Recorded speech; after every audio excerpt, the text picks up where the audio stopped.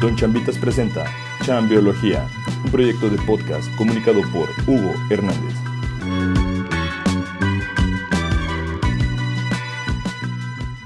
¿Qué onda, compitas? Bienvenidos y bienvenidas al episodio número 14 de Chambiología, el podcast oficial de su compa Don Chambitas. En los diferentes episodios pasados han estado de invitados gente que forma parte de todo este stack, de toda esta gama de diferentes perfiles que existen en la industria de tecnologías de información, pero me faltaba un mobile engineer, alguien que nos explicara cómo es que nosotros los usuarios, las personas normales, tenemos todas estas aplicaciones en nuestro celular, y quién mejor que nos explique qué hace un mobile engineer que el invitado de hoy, Oscar Cisneros, mejor conocido como Oscar Suanros. ¿Qué onda, Oscar? ¿Qué tal te trata este fin de semana aquí con Limita? Bien a gusto, la neta.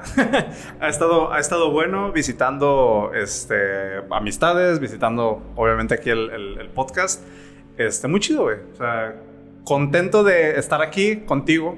Qué chingón, Oscar. Sí, oye, y eso que dices visitando está perrón porque eres de Colima, ¿verdad? Yo soy de Colima. Pero ahora estás viviendo en Guadalajara por decisión personal. Pero sí, platícanos un poco de tu historia, Oscar, para las personas que nos escuchan y que no saben quién es Oscar Suanros. Nice. ¿Qué nos quieres compartir sobre ti? Vientos. Sí, pues como dices, nativo de Colima, aquí nací, crecí. Sí tomé una decisión muy puntual, como te comentaba hace ratito, de que está bien nacer aquí, está bien crecer aquí, no me quería morir aquí, güey. Ni querías llegar a los 30. Sí, ¿no? Sí, y hace poco me mudé a Guadalajara por decisión propia. O sea, creo que fue una de las mejores decisiones que he tomado hasta ahora. Digo, es muy reciente, pero ya la veo como algo que sí está trayendo beneficios a mi día a día. Mi background, podemos ahondar ahorita un poquito aquí con eso, pero como decías, yo tengo ya para este año 14 años en la industria, más o menos. Igual que el número del podcast. Igual que el número del podcast, güey. Qué buena coincidencia. 13, 14 años, vamos a decirle, porque inicié mis primeros pininos así como un poquillo más profesionales, entre comillas, por allá de 2009. ¿Estoy sacando mal las cuentas? No, ¿verdad? Todo bien. Sí, 14. 2009, a la fecha 2009.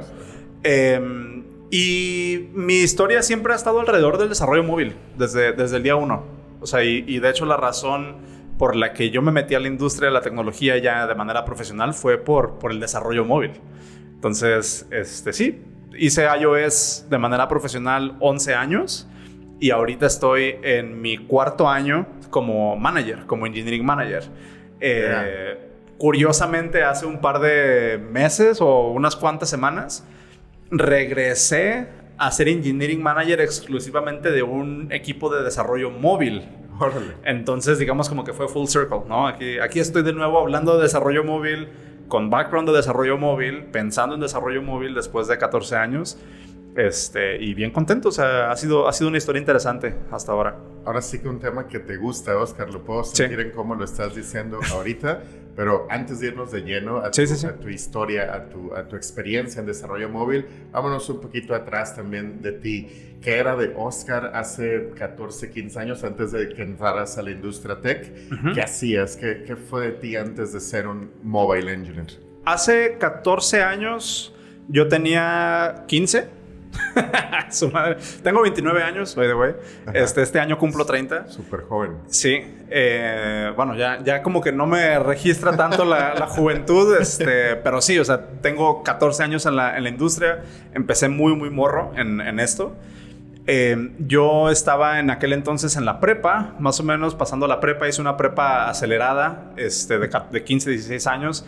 Hice una prepa de 2 años nada más. En la misma escuela donde hice la secundaria, la primaria y el kinder. O sea, literal, solamente conocí una escuela en toda mi vida. Los mismos compañeros. Con muchos de mis compañeros, incluso de mis mejores amigos hasta la fecha, son personas con las que estuve desde maternal, güey. Juntos.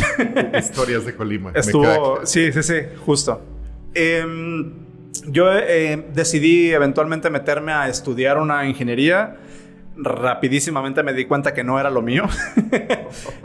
Por allá de 2011, 2012 más o menos. Ajá. Y decidí salirme de la ingeniería. Ahora, los timelines.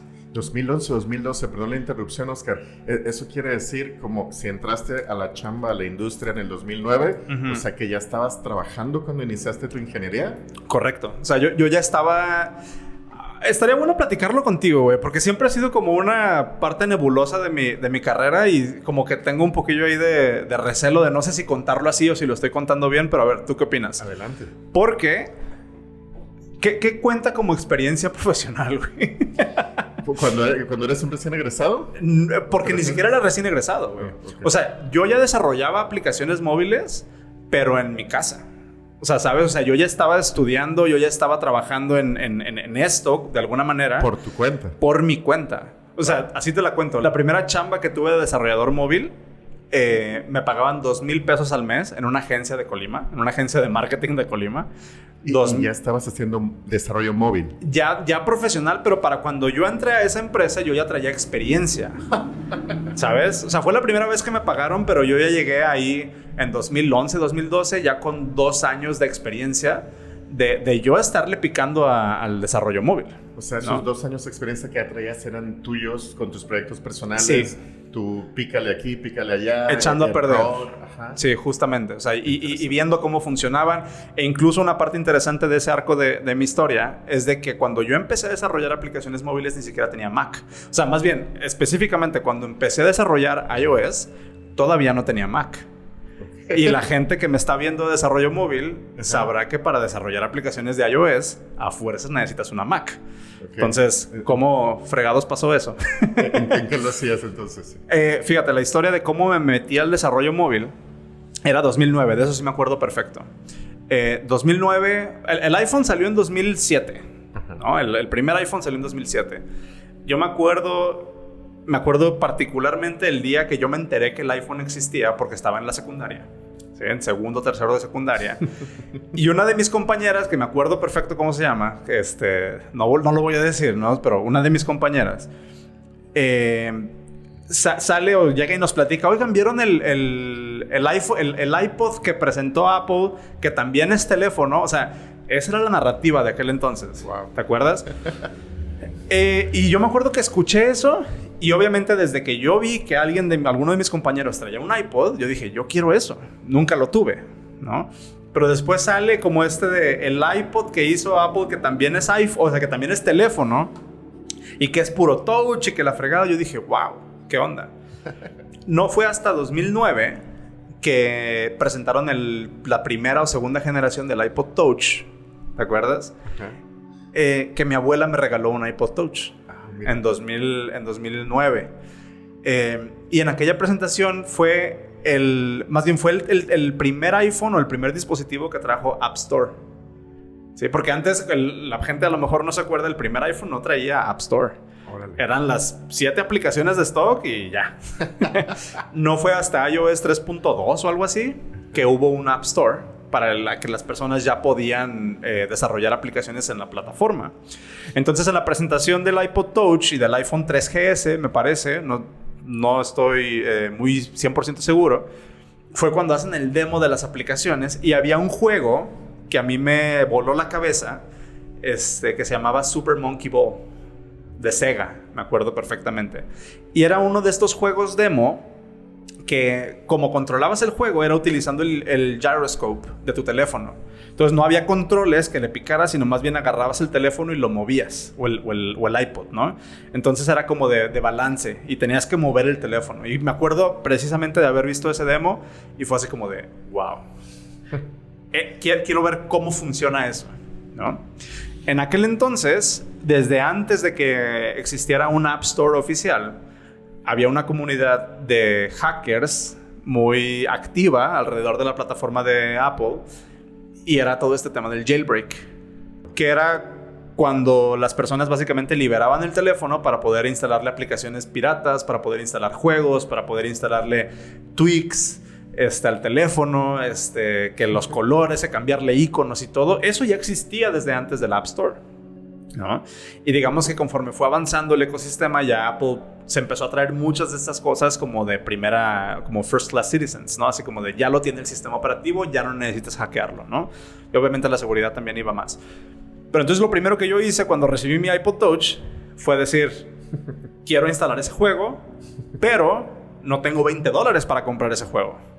Costaba $20. Porque en aquel entonces las primeras generaciones del App Store no era poco común, o más bien era muy común encontrarte aplicaciones, juegos de $20, $30. O sea, todavía no estaba como estabilizado este precio de que ya ahorita $1 se nos hace caro, ¿no? Por comprar una aplicación. Entonces en aquel entonces las aplicaciones y los juegos que estaban saliendo costaban $20, $30, $35. Todavía el mercado estaba intentando encontrar el balance perfecto entre demanda, ¿sabes? Y el medio y demás. Entonces a lo que yo recurrí 100% fue, pues voy a aprenderle a hacer el jailbreak a mi teléfono, a mi iPod Touch. Entonces empecé. Hacer un jailbreak, perdón, es como intervenir en algo. Justamente, básicamente lo que sucedía era, conectabas el teléfono a la compu, le aplicabas ahí unos encantos para poner el iPod o el teléfono en un modo especial que básicamente digamos que es como flashearle la memoria, ¿no? Donde se establecía un puente entre el teléfono y la computadora, y el programa de la computadora parchaba aspectos del sistema operativo para quitarle, digamos, los seguros y que ya pudieras correr aplicaciones que no estaban autorizadas por Apple, ¿no? Entonces, era una manera de meterte al sistema. Qué buen hack. Sí, y era toda una comunidad, o sea, estaba todo como bien súper armado. Y como parte de meterme a entender cómo funcionaba el jailbreak, descubrí un set de herramientas que en aquel entonces me acuerdo perfecto, se llamaban TEOS, T-H-E-O-S, que era básicamente una implementación de un compilador para iPhone que corría en Windows. ¿Sí? Pero las aplicaciones que hacías con ese toolchain únicamente las podías correr en tu dispositivo si estaba con el jailbreak. Vi el proceso de cómo funcionaba por adentro el sistema operativo y pude instalar una aplicación. Digamos que se cuenta que yo instalé mi aplicación, instalé mi juego, instalé mi Super Monkey Ball, pero como que así en la mirilla del ojo fue así como de ¿qué es esto? ¿Qué es esto? ¿Cómo que se puede programar para esto? O sea, como que, o sea, ¿sabes? Y como que volteé y dije, a ver, ¿cómo funciona este desarrollo cómo desarrollaron esta aplicación, ¿no? Ahí fue la primera vez, 2009, cuando conocí Objective-C, cuando conocí ya como un ambiente de sistema operativo, cuando conocí C, cuando empecé a entender cómo funcionaba ya en la práctica. Y estuve 2 años desarrollando aplicaciones y entendiendo cómo funcionaba el sistema operativo.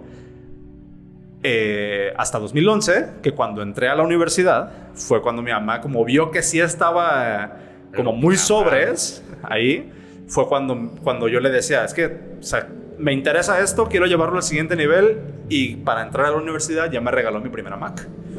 Entonces, cuando me regala mi primera Mac, digamos como que en ese entonces fue cuando a mí ya se me liberó el potencial de decir, ok, ya no tengo que pasar por todos estos aros, ya no tengo que brincar por todos estos aros para probar cosas. Y fue cuando ya me metí de lleno a desarrollar aplicaciones de iOS ya con mi primera Mac, que fue cuando encontré mi primer trabajo, que fue cuando pero ya entré, digamos, a la industria así como desde cero, pero ya con experiencia que a lo mejor ni siquiera me correspondía tener en ese momento, ¿sabes? Oscar, ¿cómo fue que te dan tu primer chamba, ¿no? ¿Cómo entras a esta primer chamba que dices antes de OneLogin? Sí, pues bueno, mi primera chamba por la que me pagaron fue esta que te conté en una agencia de marketing en Colima, haciendo iOS. Me pagaban $2,000 al mes. Okay. Que para mí en aquel entonces era puta, güey. ¿Qué edad tenías? Fue en 2011, te digo, 2010, 2011. Pues, ¿qué será? 20... Quítale 13 años, güey. Pues 17, ¿no? O sea, 17, algo así. O sea, 17 años. Después de eso, entré a trabajar a otra empresa de aquí en Colima que se llama Tango Source. Tú los topas, 100%. Ahí entré como Rails. Ok, o sea, sí hiciste un rato web también. Es que eso es lo curioso, porque después de esta empresa de marketing, les desarrollé un par de aplicaciones y como que no me terminó de encantar como el trabajo ahí. Entonces dije, quiero meterme más a la industria. Desde ese entonces descubrí como que hacer cosas para una agencia de marketing no era necesariamente lo que me iba a posicionar para crecer en la industria de tecnología. Y fue cuando en una de las primeras ediciones de WDT, que vi que tuviste a Noel y a Mildred aquí hace poco, Fui a una de las primeras ediciones de WDT hace 10 años. Wow. Sí. Fue la primera o la segunda y ahí conocí a Rubén Betancourt, ahí conocí a Federico Ramallo, conocí a toda esa bandita de aquel entonces. En tu caso, perdón, ¿cómo te enteraste de las WDT? Ni me acuerdo. Okay. Ni me acuerdo. ¿Te llegó en alguna red social? Probablemente, ¿sabes qué fue? Que nos fueron a invitar al TEC. Ah, ok. Estabas en el TEC. Ajá. O Okay. sea, porque yo ya estaba en la universidad en primero o segundo semestre. Y estoy 99% seguro que nos fueron a invitar al TEC. De que, oigan, chavos, cáiganle, ¿no? Y fui. Y ahí conocí a toda esta banda. Te digo, Rubén, a Fede, a todos ellos. Y recuerdo que para la segunda vez que fui a la WDT, yo dije, yo quiero dar una plática. Wow. Y entonces, en la segunda o tercera edición de WDT, yo me aventé a dar una plática, güey. ¿Así? Así, o sea, sin conocer a nadie, güey. O sea, yo no conocía a una sola persona de la industria hasta ese momento.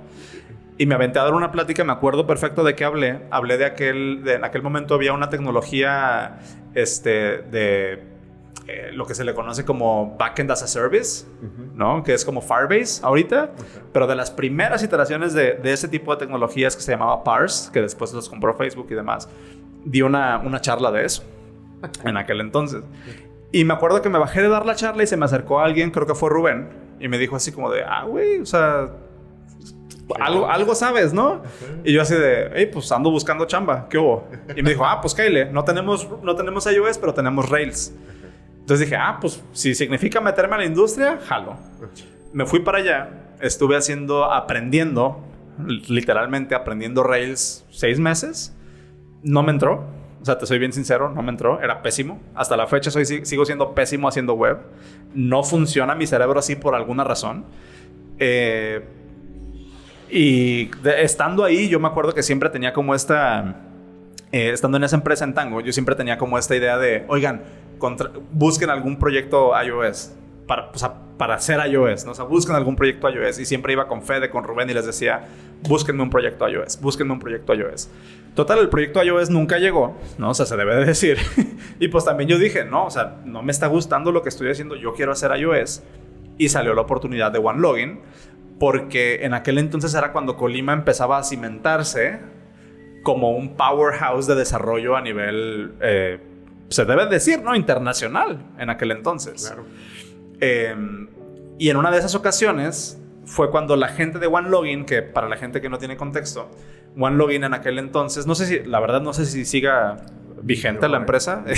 Obvio lo ubico de aquel entonces, sí. Pero ya no le he escuchado más. Pero era una empresa de Identity as a Service, que básicamente es lo que hoy conocemos como Two-Factor Authentication, pero para Enterprise, ¿no? Okay. Entonces, ellos estaban empezando a levantar mucho dinero. Era una startup muy grande para aquel entonces, que curiosamente, tengo entendido, la historia de origen de esa startup fue aquí en Colima, ¿no? Por Marcelo.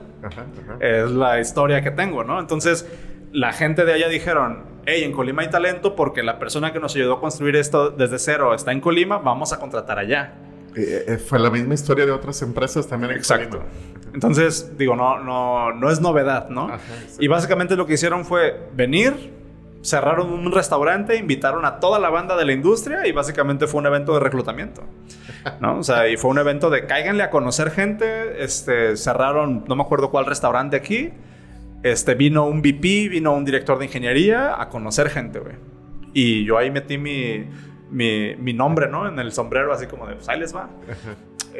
2 semanas después estaba contratado. Qué buenísimo que sí tenían proyecto de mobile, ¿no? Sí. Porque es ahí donde ya regresas al mobile. Sí, es ahí donde ya agarro mi primera chamba, digamos que yo llamaba como oficial de iOS en la industria, porque fue la primera chamba por la que me pagaban chido. Y de alguna manera había como este sentido de pertenencia. Porque de repente, güey, me encontré trabajando para una empresa de San Francisco en iOS. Wow. ¿No? Y fue bien raro. O sea, de repente sí hubo un momento donde no me la terminaba de creer de que un vato de aquí de Colima, güey, ¿no? O sea, que, ¿sabes? O sea, que no me hacía más yo como merecedor para eso. Y de ese mismo año fue mi primera vez que viajé a Estados Unidos y me acuerdo de estar en San Francisco, en Silicon Valley. Fue así como de, what the fuck am I doing here? ¿Sabes? Así como de, neta, ¿qué estoy haciendo? ¿Qué fue esto? Y se me desbloquearon un montón de ideas, de oportunidades, de ánimos, tú sabrás. ¿A tus qué? 19. 19 años, tal vez. Wow, Oscar, bien morro y ya Sí. trabajando para... Y sobre qué chingón que 19, hablabas 20. inglés. Sí. No, porque eso debió haber contado muchísimo. Oye, Oscar, y bueno, regresando a tu experiencia en mobile, antes de continuar, me gustaría también que la gente que nos está escuchando y que capaz no está involucrada en estos temas de la industria, que sepa también bien qué hace un ingeniero de software dedicado al mobile. Ya. ¿Cuál es ese proceso de crear una aplicación móvil? Fíjate que hace rato, creo que me preguntaba aquí Julio, ¿cuál es la diferencia, no? O sea, entre desarrollo, sí es muy diferente desarrollo móvil, desarrollo web. Ya en la práctica, o sea, yo te puedo decir, estás trabajando con lo mismo, ¿no? O sea, son las mismas herramientas muchas veces, y me refiero a que tienes un editor de texto, un lenguaje de programación y una forma de hacer deploy, ¿no? O sea, tienes que hacer eso. Ahorita podemos expandir un poquillo en esos temas. Pero la principal diferencia, creo, con desarrollo móvil, que no es tan aparente para las personas que no están en la industria, es la forma en cómo le entregas la aplicación al cliente. ¿Sí? ¿A qué me refiero? En desarrollo web, tú haces tu feature, tú haces tu aplicación, ejecutas un comando y en 10 segundos está disponible para que todo el mundo la vea. ¿Sí? 10 segundos. En 10 segundos, ¿sabes? O sea, te mete alguien a una URL y en cualquier lugar del mundo la pueden ver en ese momento. ¿Cómo funciona con desarrollo móvil? En desarrollo móvil nosotros trabajamos bajo otra filosofía, no sé si es filosofía o más bien como otro concepto, que es nosotros entregamos packaged software empacado. ¿Qué significa eso? Que básicamente lo que nosotros tenemos que hacer es compilar un binario, ¿sí? Que es una aplicación, un archivo tal cual, y enviar ese archivo para distribución. Pero es un mecanismo que no es directo, digamos. O sea, hay terceros ahí. Está Google y está Apple, que son a los que tú les entregas tu binario y después Apple y Google lo distribuyen a los dispositivos. Entonces digamos que hay como un nivel de indirección en lo que yo hago y cuándo lo puede ver mi usuario, ¿sí? O sea, como desarrollador móvil. Ahora, esta es la parte mecánica, ¿no? Esta es la parte nada más de cómo te entrego estos bits y bytes a ti para que puedas ver un dibujito en tu teléfono.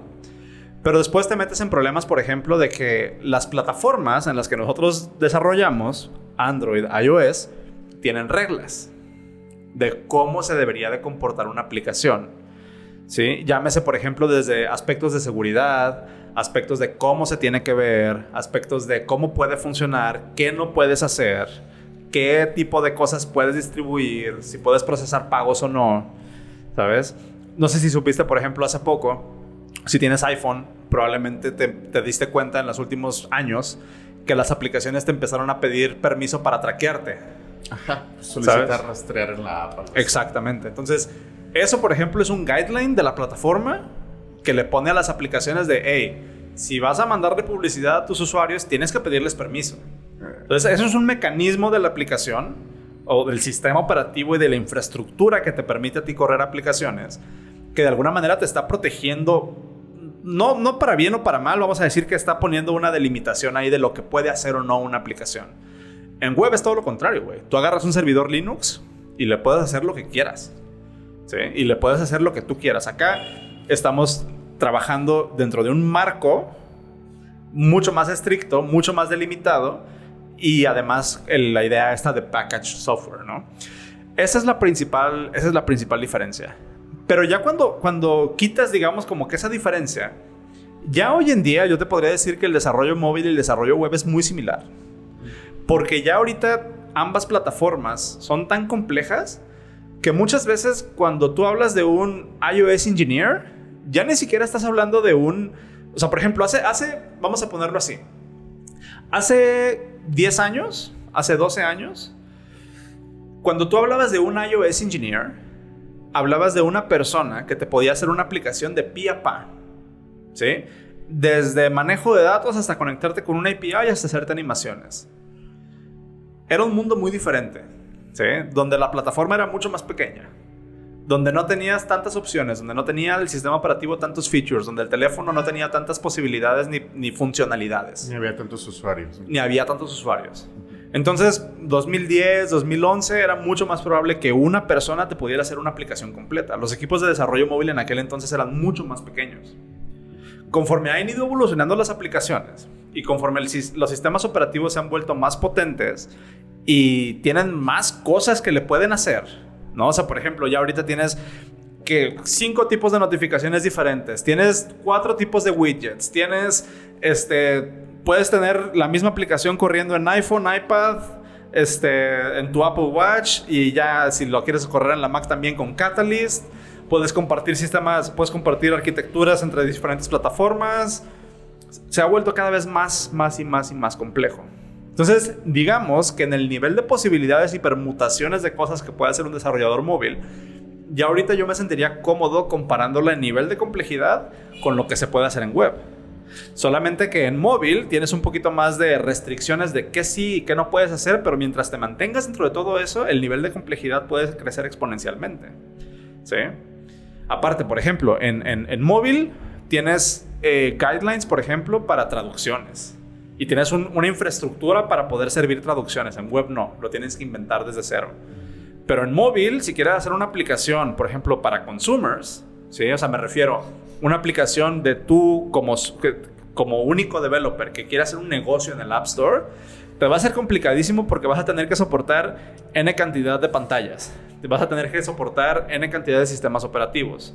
Vas a tener que hacer una aplicación para Apple Watch. Vas a tener que hacer una aplicación que aparte corre en la Mac, que esté sincronizada, que tenga servicios web, que esté pulida, ¿no? Que tenga animaciones. Entonces, digamos que la complejidad es diferente, pero el nivel de complejidad, yo creo que ahorita ya estamos un poquito más a la par.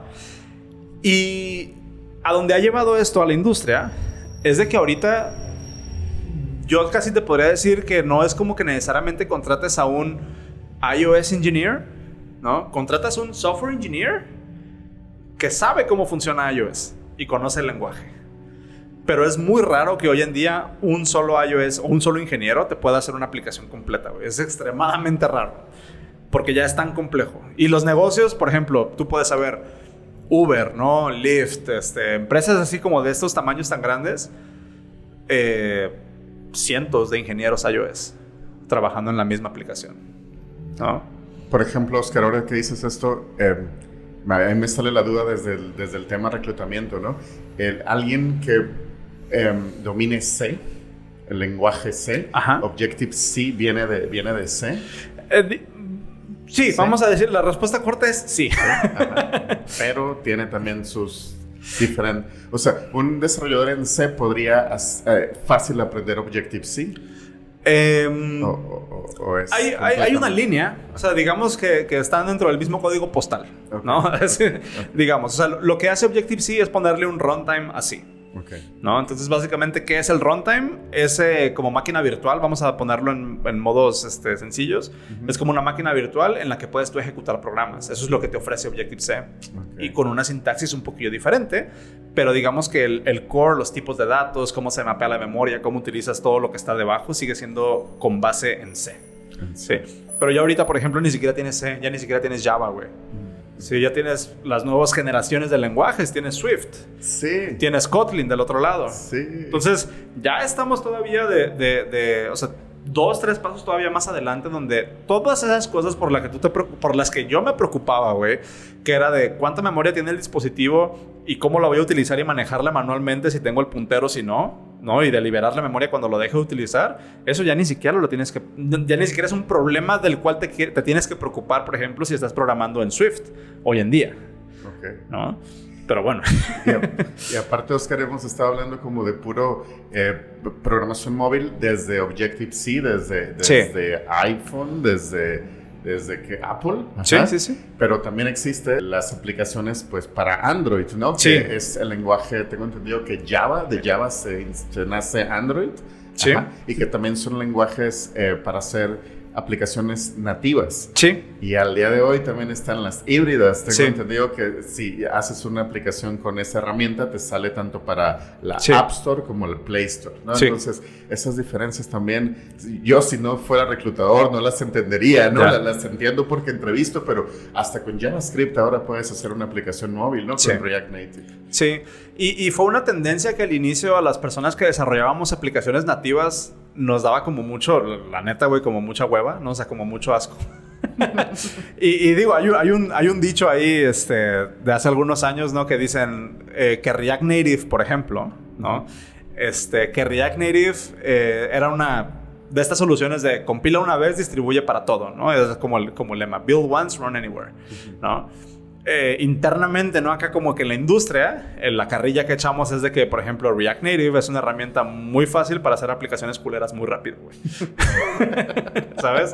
Sí. Porque, pero a ver, eso es como un chiste, ¿no? Pero entre sí, como que no. Porque si tú usas una aplicación de React Native, la experiencia, la neta, no está tan chida, güey. A menos que esté muy, muy, muy pulida, ¿no? Okay. Pero llega a un punto ya que es como el point of diminishing returns, ¿no? El punto donde el esfuerzo ya se vuelve inverosímil. Porque por arreglar una aplicación culera en React Native le estás metiendo igual o más esfuerzo del que le hubieras invertido si lo hubieras hecho nativo desde el primer lugar. Okay. ¿Sabes? O sea, entonces llega un punto donde, a ver, ¿qué quieres? ¿Quieres hacerlo rápido y ok? ¿O quieres una experiencia pulida para la plataforma? Y ahí no hay de otra. ¿Sabes? O sea, si quieres una experiencia pulida para la plataforma, pues le inviertes al ecosistema de la plataforma, ¿no? Desde un inicio. Entonces, ahí a lo mejor el punto que yo podría decir que es muy válido para estas tecnologías híbridas, que es lo que están buscando es bajar la barrera de entrada, güey. Sí, o sea, bajar la barrera de entrada para que más personas puedan crear aplicaciones. Deja tú del detalle de implementación de qué lenguaje estás usando. Darle la posibilidad a más personas que puedan utilizar otra plataforma para agregar valor a los usuarios. Que eso es completamente válido. Ya el tema, creo yo, donde nos metemos en más problemas desde el punto de vista de tecnología, ¿sí? Es cuando no se toma en cuenta las implicaciones de empezar un proyecto con una tecnología que la queremos usar para la cual no fue diseñada. ¿Sabes? O sea, ese es el problema. Yo te puedo decir, por ejemplo, en React Native, ahorita no sé, hace mucho que no veo React Native, pero en React Native, desde un inicio era muy claro que era una tecnología que no estaba diseñada para hacer aplicaciones completas, güey. ¿Sabes? O sea, la gente se fue con esta idea de, es que Facebook la usa. Sí, cabrón, pero la usan en una pantalla de 10,000 que tienen, güey. ¿Sabes? O sea, lo usan en una. Porque la tecnología no te da, o sea, ni siquiera tiene un esquema de navegación en aquel entonces, ¿no? React Native no te ofrece un esquema de navegación para las aplicaciones, de jerarquía de vistas, bla, bla, bla. O sea, es para una pantalla, ¿no? Y todo lo demás está en Objective-C. Por ejemplo, o sea, cuando Instagram empieza a utilizar React Native en su feed principal, ahí sí dices, ok, te vas, ¿no? Tiene performance, la van a mantener, la están poniendo forefront. Pero si utilizan React Native para la aplicación de settings de páginas en móvil, güey, pues nadie ve esa madre, güey. ¿Sabes? O sea, también tienes que entender cómo funciona esa parte. Interesante, Oscar, saber cómo saber distinguir. Ahorita que lo decías, me quedé pensando cómo distinguir cuando una app está con React Native o cuando es realmente nativa, ¿no? Me quedé pensando. Pero bueno, si nos están escuchando por aquí, gente que quiere emprender, que quiere sacar su primer app móvil, sí, ya sea por negocio, por hobby o lo que sea, entiendo que la recomendación es hacerlo con herramientas nativas. Es que, otra vez, vuelvo al punto, no es una recomendación así como blanket, ¿no? O sea, que para todos, one size fits all.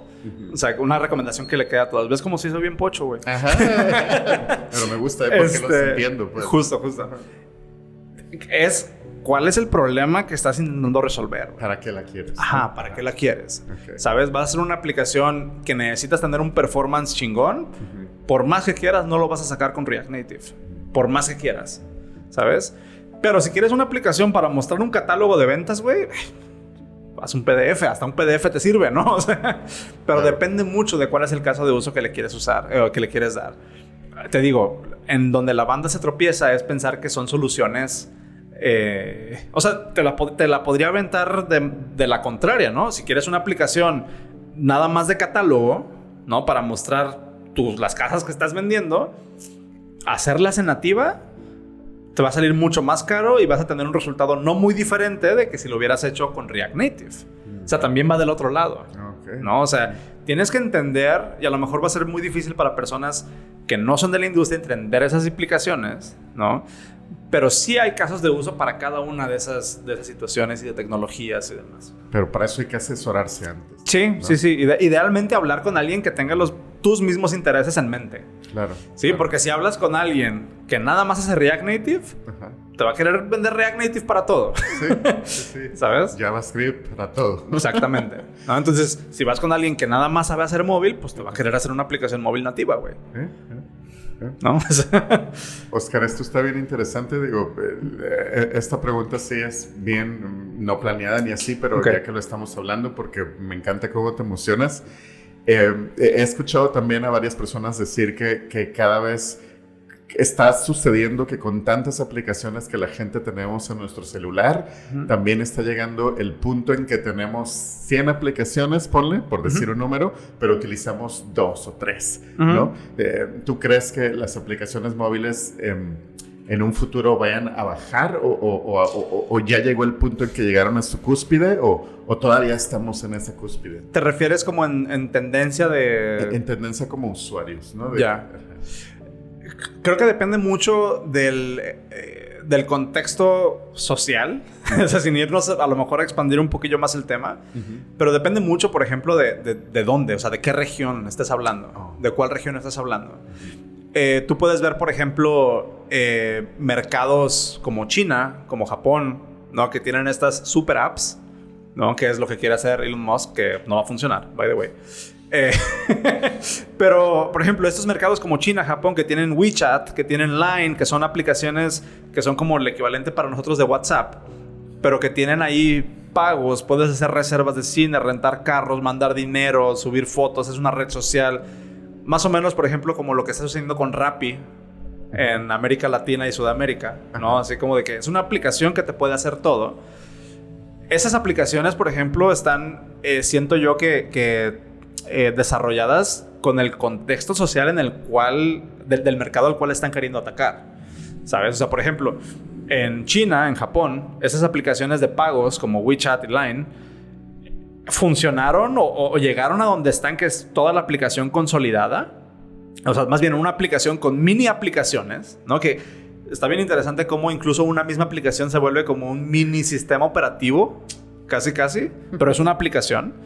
Por ejemplo, en Asia funcionó ese tipo de aplicaciones porque los smartphones llegaron primero que las tarjetas de crédito, güey. Ah, perro. No Sí. sabía ese dato. Entonces, por ejemplo, en América Latina, 90 y tantos % de la población no está bancarizada.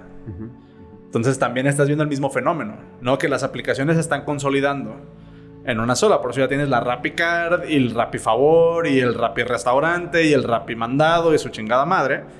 Pero porque es un mismo ecosistema que están creciendo, pero más bien orientado a la necesidad del mercado que están queriendo atacar, de donde nacieron esas aplicaciones. En México, Estados Unidos, que tenemos un poquito más como de acceso a servicios puntuales, es donde se ve más este fenómeno de que tienes una aplicación para pedir carros, tienes una aplicación para pedir el hotel, tienes una aplicación, pero porque acá en este lado, primero tuvimos la infraestructura física para hacerlo y estamos migrando de la infraestructura física a la digital, ¿sabes? O sea, en vez de ir al restaurante, lo pido por la app del restaurante. En vez de ir a lo pido por la app.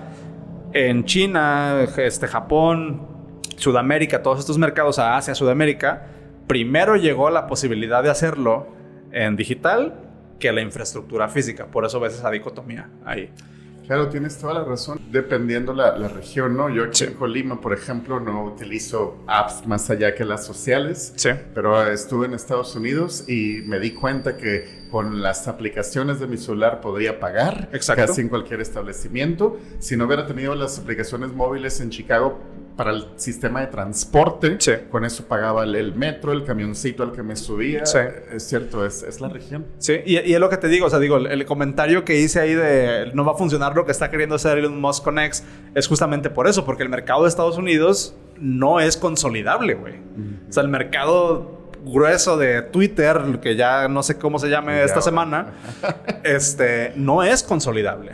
Porque todo el mundo tiene aplicaciones que ya hacen lo que todo este güey quiere hacer en una sola aplicación y no es una región en la que funciona esa forma de pensar. Sí.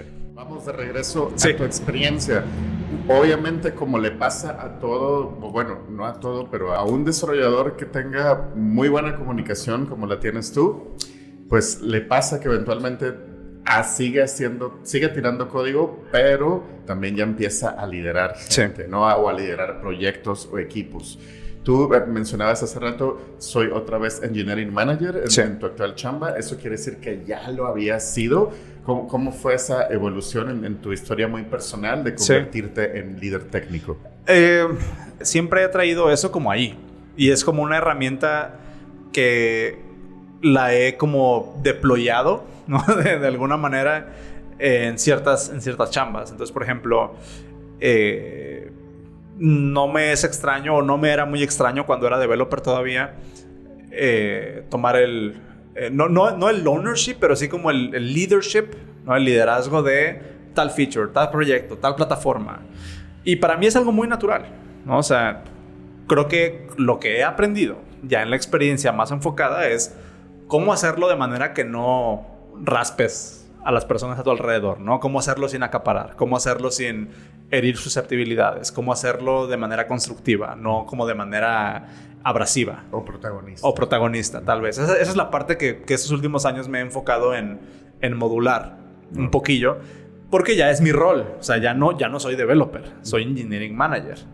¿Sabes? Entonces ya mi rol no es tirar código, es hacer que mi gente tire código bien y sean efectivos y crezcan y están inspirados y la chingada. Entonces ha sido un proceso así de modulación, pero nunca me ha sido ajeno. O sea, ¿sabes? Nunca me ha sido ajeno sentarme con otras personas para darles coaching, para ayudar, para darle estructura a lo que quieren hacer, para promover, para nada de eso nunca me ha sido ajeno. Lo único que hice en los últimos 4 años de Engineering Management ha sido como ponerle la atención que se merece ejercer ese rol en un equipo. La intención o el cambio de yo volverme Engineering Manager llegó en un momento en el que yo estaba ya cansado de escribir código. Y yo renuncié.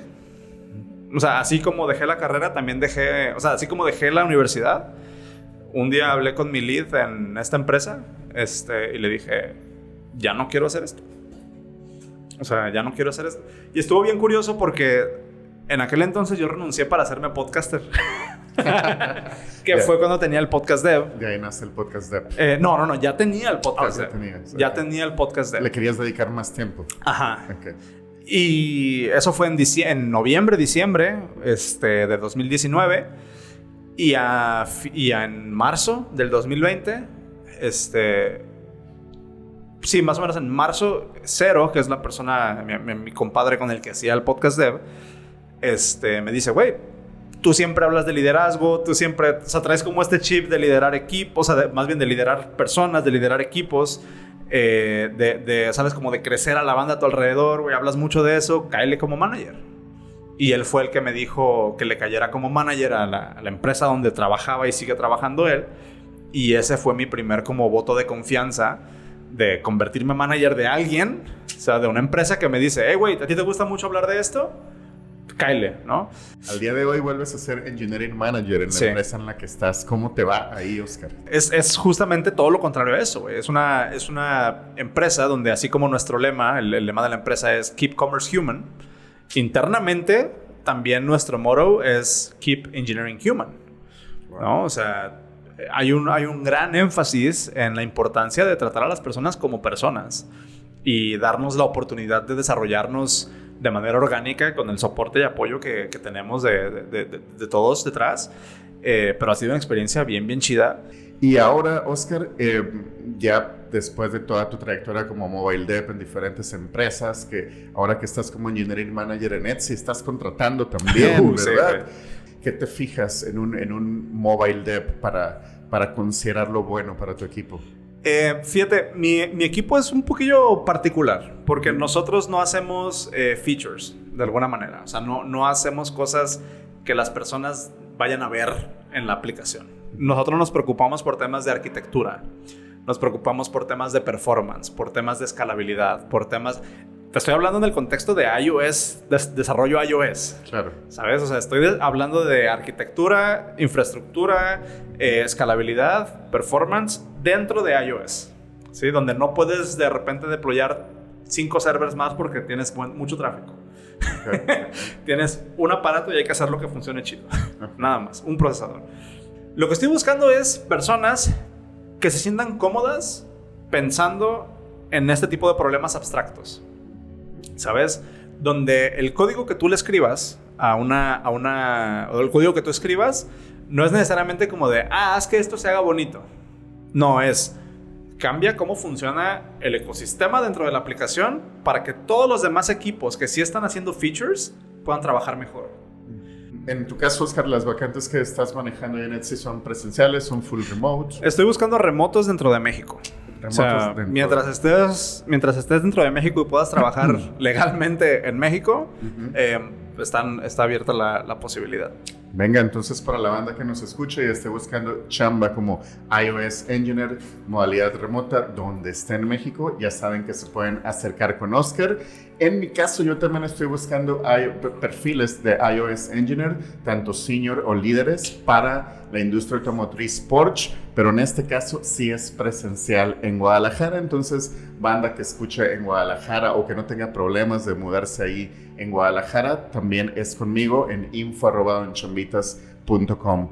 Oscar, para dar final a esta agradable charla y la neta bien interesante charla, si alguien de aquí se quedó ahora sí que motivado, enganchado de querer seguir sabiendo más de ti o de querer tener una charla contigo, qué sé yo, ¿cómo te podrían contactar? Ay, fíjate que ese es un tema raro, güey, porque no tengo redes. ¿Ya no tienes redes sociales? No, güey, cerré todo. Todo. Entonces, todo. ¿Qué ha sido de la personalidad de Swanrus en internet? Fue otro de mis metamorfosis, güey, se murió. Okay. Sí, o sea, cerré Twitter, cerré Instagram, no tengo nada, güey. O sea, estoy cero expuesto a redes sociales. Nice. Pero sigo muy abierto. Pero soy TikToker. Sí. Tengo mi alter ego TikToker. No, güey. O sea, tengo muchas ganas todavía de conectar con banda, 100%. Tengo Telegram. Me pueden escribir por Telegram. Igual es @Swanrus.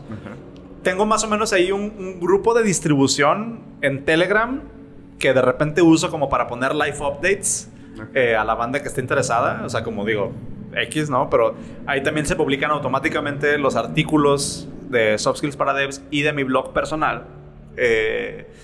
Tengo también el podcast, que lo pueden buscar así, Soft Skills para Devs, en cualquier plataforma de podcast. ¿Este se llama el podcast? ¿No es el podcast Dev? El podcast Dev ya no lo hago, okay. Pero el podcast actual, o sea, en el que estoy como nutriendo ahí cuando tengo chance, se llama Soft Skills para Devs, que son estas ideas en episodios de 15 minutos, güey. Mira. O sea, a ver, hoy vamos a hablar de esto, ¿no? Y salen episodios de 15 minutos, a veces entrevistas, a veces tengo one-on-ones con ingenieros y los grabo y los subo a esa plataforma, como para que alguien que no está en la industria sepa que es un one-on-one, ¿no? O sea, ahí está todo grabado. Tengo otro podcast que es Inglés para Devs con Darwin. Mira. Con Darwin, ahí está, con Darwin, Inglés para Devs. Pero la segura, mándenme un correo. O sea, si quieren platicar, si quieren de repente sesiones de coaching, también doy. Si quieren platicar de estos temas ya enfocados a sus temas particulares, también doy sesiones de coaching, ya un poquillo más profesional, one-on-one.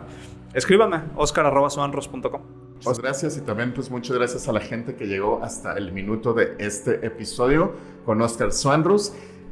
Si quieren seguir escuchando estos episodios de Chambiología, no se olviden en suscribirse al canal de YouTube y de Spotify y darle like y suscripción. Y si quieren estar en contacto conmigo, su compa Chambitas, todavía estoy con presencia en internet como en Twitter, Facebook, LinkedIn e Instagram como Don Chambitas. Nos vemos en la próxima quincena. Don Chambitas presenta Chambiología, un proyecto de podcast comunicado por Hugo Hernández.